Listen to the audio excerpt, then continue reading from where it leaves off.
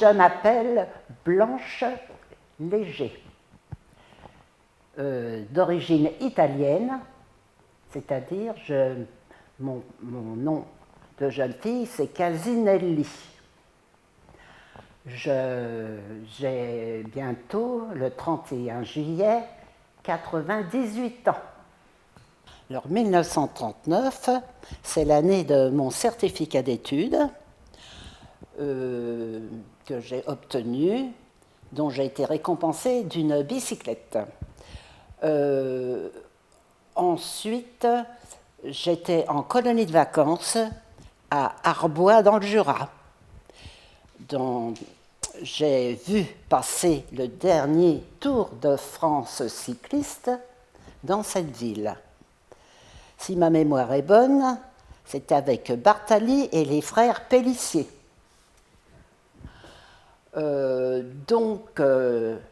La déclaration de guerre est arrivée en septembre, et la rentrée scolaire se faisant le 1er octobre, nous n'avons pas fait cette rentrée scolaire parce que la mairie nous a évacués dans la vallée de Chevreuse, du côté d'Ampierre, en prévision de bombardement ou autre. Alors, et nous en sommes partis. Enfin, dans la vallée de Chevreuse, on a été accueillis dans des familles. J'ai quelques souvenirs comme ça. Et puis, nos parents nous ont récupérés parce qu'avec l'avance des Allemands, quand ils ont envahi la Belgique, ensuite l'avance en France, donc les parents nous ont rapatriés chez eux.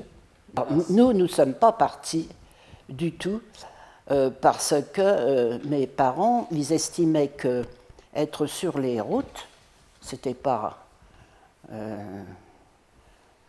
périlleux, et ils préféraient qu'on se réfugie dans Paris, parce que j'avais mon parrain qui habitait le 12e, il était ébéniste dans le 12e, et il disait que s'il y avait un bombardement, on pouvait se réfugier dans le métro. Mon parrain, que j'ai vu très peu, car j'ai su après qu'il était parti dans la Résistance. D'accord. Voilà. Et j'ai vu très peu. Donc, on était plutôt avec sa femme. Hein, mais lui, il n'était plus là, il était parti. Et quels sont vos souvenirs de l'armée allemande quand vous étiez à Paris ? Souvenirs de l'Allemagne. Alors, on a vu, on était muets, sidérés de voir ces Allemands arriver. Alors ça, on était vraiment, c'était pas des cris de joie, hein, c'était la sidération. Bien, alors ils ont défilé. Et puis, quelque temps après, je les ai vus sortir des boutiques avec, surtout, c'est ce qui m'a frappé, c'était des tablettes de chocolat qu'ils emportaient, qui sortaient des boutiques, c'était des tablettes de chocolat. Pourquoi ? Parce que, voilà, c'était ça. Alors après, bien sûr, le ravitaillement manquait, il fallait aller à la mairie, récupérer des cajots, enfin je ne sais pas quoi. Alors ma mère, parce que mon père n'était pas rentré encore, ma mère nous a dit, eh bien, à pied, on est rentré à Blanc-Ménil. Au moins, chez nous, on a le jardin, on a des légumes, et à Blanc-Ménil, il y avait une petite ferme. Donc, on pouvait avoir du lait. Mon père, ainsi que les voisins, tous les hommes sont rentrés après. Et ils sont tous rentrés. Vous avez connu aussi les tickets d'alimentation ? Oh là, on n'avait que des tickets d'alimentation. Jusqu'en 1950 à peu près, hein, les tickets d'alimentation. Quand je me suis mariée, j'avais des tickets d'alimentation. Quand je me suis mariée, j'avais des tickets pour acheter ma batterie de cuisine. On avait des tickets pour m'acheter ma paire de chaussures blanches en cuir pour me marier. Et puis, on avait des tickets de café, de sucre, de tout. Mais enfin, après, on a recommencé à avoir du ravitaillement, mais jusqu'en 1950, car ma deuxième fille est née en 1950, et bien, j'avais encore quelques tickets d'alimentation. Alors, ça m'est arrivé, nous habitions à côté de ce qu'on appelait le triage du Bourget, c'est-à-dire il y avait la voie de chemin de fer. Et un beau jour, on nous dit, il y a un wagon de charbon qui est à l'arrêt. Alors vous pensez bien que tout le monde, je n'ai pas été toute seule, hein, tout le monde, on s'est précipité parce qu'on manquait de charbon, on manquait de tout. Hein. Donc, on a rempli des sacs de charbon, mais on ne pensait pas qu'on aurait pu être vu par des Allemands sur la route, sur les rails. Hein, non, on s'était procuré du charbon comme ça, on était content comme tout, et puis forcément, ramener ça à la maison, ma mère était contente parce qu'elle pouvait faire fonctionner sa cuisinière, hein, pour faire à manger et tout. Alors, c'est autre chose. Là, mon père avait, pour se procurer du blé, pour faire de la farine, eh ben, il venait travailler ici, en Seine-et-Marne, chez les paysans, faire la moisson, ou bien pendant le week-end, enfin quand il pouvait, pour se faire connaître des paysans et ainsi leur demander d'acheter, parce qu'il donnait pas, hein, il achetait du blé et des pommes de terre, et en cours de route, il camouflait ça avec des oignons, parce que les gendarmes, ils pouvaient l'arrêter en cours de route. Hein. Alors, bon, pour moudre ce blé, mon père avait adapté sur un banc en bois le moulin à café. Et on moulait, et puis on faisait de la farine. Bien sûr, on faisait du pain bis à l'époque. C'était pas comme à la mode maintenant. Hein? C'était pas du pain blanc, hein? Mais on pouvait manger du pain, plus que le boulanger pouvait nous en donner avec les tickets.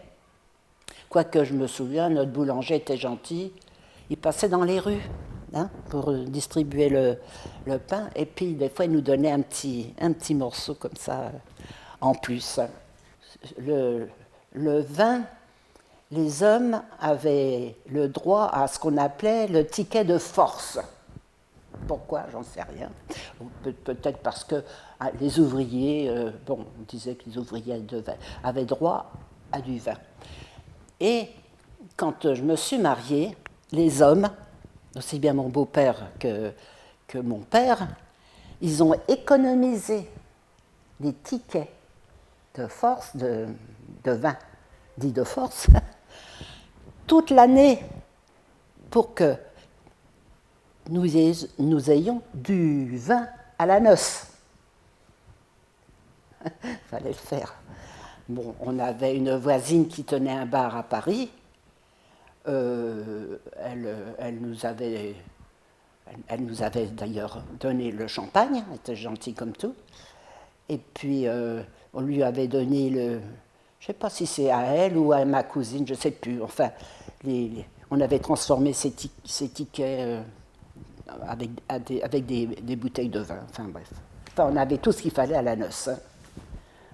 On passait à la gare de Bourget, bien sûr, et puis je voyais des trains avec des gens à l'intérieur, et puis des bagages. Et nous, on ne se rendait pas compte. Il faut dire aussi que j'habitais pas très loin, à Drancy, des endroits où ils rassemblaient les Juifs à Drancy. Mais on était quand même assez loin. Alors il fallait passer sur la route des Petits Ponts pour voir alors les gens qui faisaient des signes, etc. Mais on ne se rendait pas compte, mais pas du tout, pas du tout. Ce n'est qu'à la fin de la guerre qu'on s'est rendu compte de ce qui se passait. de ce qui se passait. Alors quand, après la chapelle a été bombardée, ça a été un problème, hein, et c'est là où j'ai pris ma bicyclette. Bonjour Daniel, donc vous êtes né en 1939. Mhm. Alors, votre papa est parti à la guerre. À quel moment, quel âge vous aviez quand il est parti 3 mois. Et quand il est revenu 6 ans. 6 ans. Et qu'est-ce qui lui est arrivé alors pendant toute cette période? Eh ben, il était à Dunkerque. Il a été prisonnier de Dunkerque. De Dunkerque, il est parti en Allemagne directement. Il a été dans un camp de travail. Oui, voilà. C'est ça. Voilà. Et plus tard, quand il est revenu de la guerre, ça a été assez compliqué pour lui parce qu'il faisait souvent des cauchemars. Ah oui, énormément de cauchemars. Il fallait le secouer, le réveiller de peur parce qu'à Dunkerque, il a été sous les bombardements. Tout le monde connaît l'histoire de Zuidcock et c'est un peu ça qu'il a connu. Ouais. Il en faisait toujours des cauchemars. Ah, tout le temps. Ah oui, oui, même très âgé, il faisait toujours des cauchemars. Oui. Et donc, vous vous êtes retrouvée toute seule avec votre maman. Mhm. Vous étiez la seule, Oui. la seule fille de la maison. Oui. Et comment elle se débrouillait donc, pour... Maman faisait des ménages, comme on habitait au Rincy, comme c'était assez bourgeois, maman faisait des ménages chez les gens comme ça, et elle arrivait à nous faire vivre. Ça a été très difficile, mais on y arrivait. Et comment est-ce qu'elle faisait les courses? Comment est-ce qu'elle... Le matin, c'était très tôt, le matin, ou alors dans l'après-midi.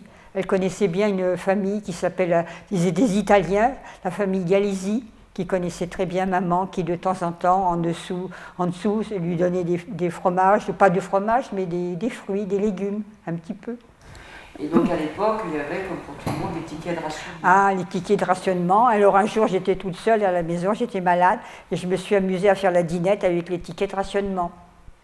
Alors quand maman est rentrée, puis qu'elle a vu j'avais tout découpé. Et quand maman m'a foutu une raclée, ça, parce qu'à l'époque, on nous donnait des fessées, c'est pas comme maintenant, on n'allait pas en justice pour une fessée. Hein. C'était... Et donc en fait, les tickets n'étaient valables que s'ils étaient accrochés. Accrochés, exactement, voilà. Et comment elle s'est débrouillée après? Elle a été voir quelqu'un, je ne sais pas si c'est à la mairie ou que, donc on lui a échangé ses tickets contre d'autres carnets de ravitaillement. Puis je sais qu'en jusqu'en 1949 ou 50, on avait encore droit aux tickets de... Oui. Même pour tout d'ailleurs. Hein, mais ce qui était plus difficile, c'est quoi? C'était pour avoir de la farine, des œufs. On n'avait rien, au Rincy, il n'y avait rien. Et je me souviens qu'un jour, maman a reçu un colis de Bretagne, parce qu'elle était bretonne, un colis avec des œufs à l'intérieur, mais les œufs étaient tous cassés. Mais ça ne fait rien. Alors on a fait une omelette et puis on était très contente. Je me souviens toujours de ça. Ouais. Voilà. Et est-ce que vous avez d'autres souvenirs liés à la guerre? Des souvenirs de la guerre, oui. Je me souviens du bombardement, de triage de la gare de Noisy-le-Sec. C'était terrible parce qu'on voyait les avions piquer et puis en même temps on voyait tous les bombardements tout sauter et le ciel était rouge, écarlate, c'était incroyable, c'était impressionnant de voir le bombardement, oui. Ça, je me souviens de ça, et puis je me souviens du retour de papa. Quand j'ai vu cet homme, je dormais quand il est arrivé à la maison, et quand je me suis réveillée, qu'il est venu près de moi, j'ai eu très peur de le voir. Et ça m'a frappé, c'est incroyable. J'ai envie, c'est un souvenir terrible. Sinon, le reste, quand ils annonçaient des bombardements, il fallait camoufler toutes les fenêtres. Alors maman installait des rideaux noirs aux fenêtres pour que justement, qu'on n'ait pas de lumière et tout. Ouais. À l'huile de foie de morue à l'école maternelle. Alors là, je ne sais pas si c'est tous les matins ou 2 ou 3 fois par semaine, on avait droit à notre cuillère de l'huile de foie de morue. On était tous, alors comme c'était la maternelle, et on était tous en rang, mais les mains derrière le dos. L'infirmière était là avec une seule cuillère pour tous les gamins. Et chacun devait ouvrir la bouche et la cuillère de foie de morue, c'était... une horreur. Une horreur, cette huile de foie de morue. Oh là là là. Au petit gâteau et puis la petite... non, c'est vraiment... Le petit bonbon. Oui. Le petit bonbon qui avait un goût acide. Ah oui. Ça, l'huile de foie de morue. Il faut pas m'en parler de l'huile de foie de morue. Hein. Ah oui. Voilà. Bon, merci Daniel pour ces quelques anecdotes sur la guerre de 39-45. Oui. Alors, effectivement, vu mon âge, je n'ai pas connu la Deuxième Guerre mondiale. Mais au cours de ma jeunesse, j'allais souvent chez mes grands-parents, paternels et maternels, enfin surtout maternels. Et à ce titre, ils m'ont raconté leur histoire. Ils ne racontaient pas beaucoup de choses, mais le peu qu'ils racontaient, j'étais attentif. Les deux ont été sous des horizons différents, puisque mon grand-père paternel était militaire de carrière et stationné en Algérie à l'époque de la Deuxième Guerre mondiale. À ce titre, il a combattu, il a débarqué en Sicile en 1943. Après, il a débarqué en Italie, plus près de Rome, à Anzio. Il a fait toute la campagne d'Italie. D'ailleurs, il a été blessé par un éclat d'obus. Et il a participé le 15 août 1944 au débarquement en Provence à Cavalère. Il a débarqué à Cavalère. Et ensuite, toute la campagne de Provence, libérer Toulon, Marseille, et puis toute la vallée du Rhône, et jusque dans les Vosges, où là, il me racontait que les combats ont été très durs. Dans les Vosges, ça a été très dur, puisque déjà, premièrement, il faisait très froid, et deuxièmement, les Allemands étaient acharnés, puisque la frontière se rapprochait et ils se défendaient. Ensuite, les Vosges, le Rhin passé, l'Allemagne, rentré en Allemagne, jusqu'à Constance. Ils ont été jusqu'à Constance, puis jusqu'à l'armistice du 8 mai 1945. Ensuite, ce grand-père, qui était donc de carrière, a été stationné en Allemagne un certain temps.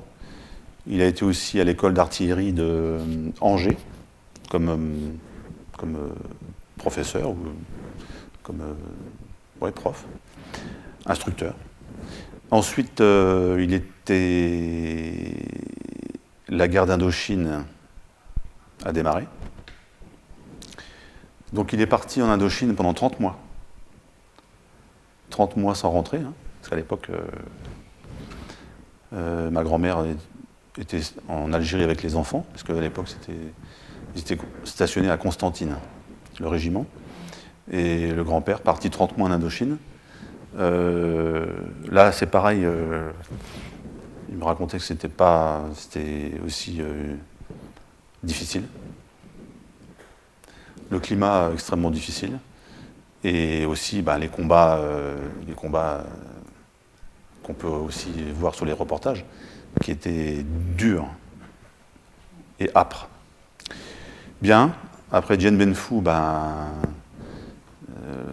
le corps expéditionnaire, parce que c'était que des engagés en fait en Indochine, est rentré en métropole et en Algérie. Et 1954, les événements en Algérie ont démarré. Donc, entre-temps, il a été stationné en Allemagne pendant 3-4 ans.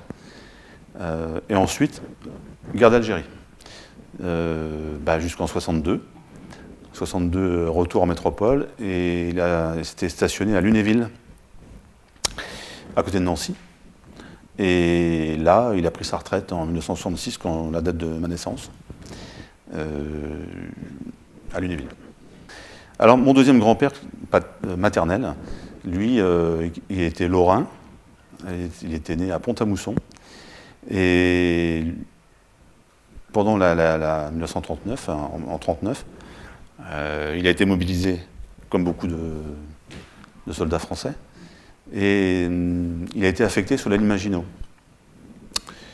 Alors, comme beaucoup, la ligne Maginot, la drôle de guerre, parce qu'en 1939, il ne s'est rien passé jusqu'en mai 1940. Et en mai 1940, la ligne Maginot, qui était réputée imprenable, a été prise, comme on le sait, et ils ont été pris à revers, en fait, encerclés. Et il était sous-officier, donc il avait une vingtaine d'hommes avec lui, qui ont essayé de se défendre, mais face à la supériorité matérielle et technique de l'armée allemande de l'époque, ils ont été obligés de se rendre au bout d'une semaine de s'être cachés et essayer de se défendre. Mais bon, voilà, ils ont fait ce qu'ils pouvaient, mais ils n'ont pas pu résister très longtemps à l'avancée allemande. Ensuite, ce grand-père a été prisonnier en Allemagne 4 ans. 4 ans, il était dans un Stalag, et à côté de Stuttgart. Et après, il a été dans des fermes, comme beaucoup aussi de soldats français, puisque tous les hommes allemands étaient partis à la guerre. Et du coup, il a fait du Stalag, mais aussi des fermes, où là, c'était quand même moins difficile. Moins difficile parce qu'ils avaient quand même de quoi se nourrir. Mais, malgré tout, loin de sa famille, il avait déjà un enfant qui avait en 1939, il avait 7 ans. Donc il l'a vu 4 ans après, il l'a revu 4 ans après son père, revenir des camps en Allemagne. Alors, ce grand-père, Lorrain, était marié avec ma grand-mère, donc, qui était anglaise. Ils se sont connus à Nice, ils se sont mariés, et puis ils se sont installés à Lunéville, à côté de Nancy, où ils avaient un commerce, ils avaient un magasin de primeurs. Ils vendaient des fruits et légumes, un peu. Du coup, ma grand-mère anglaise, donc mariée avec un Français, donc de fait française par le mariage, mais quand même anglaise de nationalité, de sang. Et du coup, pendant la guerre, vous imaginez bien que quand les Allemands ont été en France, c'était compliqué. Parce qu'étant anglaise, ils se méfiaient d'elle, évidemment. Mais elle n'a jamais subi de maltraitance ou de problème. Mais après coup, elle m'en avait fait part, parce qu'elle parlait peu aussi de cette époque, mais de temps en temps, elle nous racontait quand même. Et elle a fait preuve à cette époque d'un courage inouï, parce que elle était seule avec son enfant, qui avait donc 8-10 ans. Et du coup, les Anglais et les Américains survolaient la Lorraine pour aller bombarder l'Allemagne. Et de temps en temps, quand même, les Allemands, avec la DCA allemande, ils descendaient des avions, des bombardiers alliés. Et un jour, ils ont descendu d'un avion, et elle avait caché dans son grenier des aviateurs anglais qui avaient été descendus par la DCA allemande et cachés dans le grenier. Bon. Et après, ils étaient exfiltrés par des réseaux de résistance. Mais seulement, les Allemands, quand ils ont commencé à sentir le vent tourner, ils réquisitionnaient, ils rentraient dans le magasin et ils réquisitionnaient tout. Tout ce qui était les légumes, les fruits, les fromages, les machins, ils prenaient tout. Donc elle m'a raconté qu'ils arrivaient avec la mitraillette comme ça, et il ne fallait pas bouger. Tout en sachant qu'à une certaine époque, il y avait des aviateurs anglais cachés dans le grenier. Beaucoup de courage quand même, et d'audace. Ouais, et beaucoup de sang-froid, parce que c'était quelqu'un qui avait du sang-froid énorme, parce qu'elle aurait été fusillée sur le champ. S'ils avaient découvert que les aviateurs étaient là-haut, ils auraient été fusillés sur le champ. Donc voilà un peu ces deux histoires parallèles, de deux destins différents, mais c'était aussi ces histoires qui ont été l'histoire de beaucoup d'hommes français de l'époque, de militaires français, mais aussi des civils, qui ont des résistants aussi, que j'oublie pas, parce que ils ont été d'un courage important. Parce que la résistance a payé un lourd tribut également. On sait que trop bien ici, parce que pas très loin, à Fort-Free, le groupe Charles Hildevert a payé un lourd tribut, qui était du Rincy, et qui se sont repliés par ici pour un parachutage, je crois, et qui ont été pris à partie par une division allemande. Et ils ont payé un lourd tribut aussi de leur engagement, hein, parce que Fort Free, c'est tout à côté. Hein. Donc il y a eu des drames aussi, des massacres. Et la résistance a été vraiment une composante essentielle de l'armée des ombres, de la libération, sur tout le territoire national, hein, puisque des hommes et des femmes se sont battus dans l'ombre, c'est le cas de le dire, pour qu'on puisse être libéré par les forces alliées et les forces françaises. Merci Stéphane pour ce témoignage.